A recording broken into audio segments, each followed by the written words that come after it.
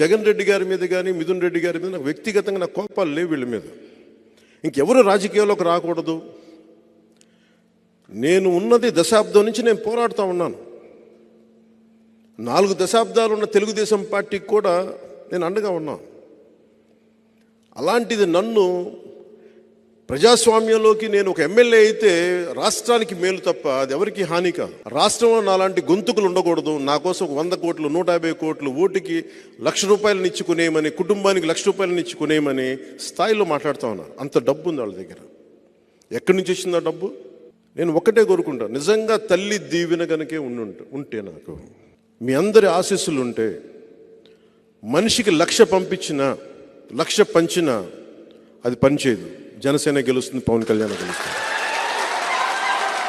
జగన్ రెడ్డి గారి మీద కానీ మిథున్ రెడ్డి గారి మీద నాకు వ్యక్తిగతంగా నాకు కోపాలు లేవు వీళ్ళ మీద.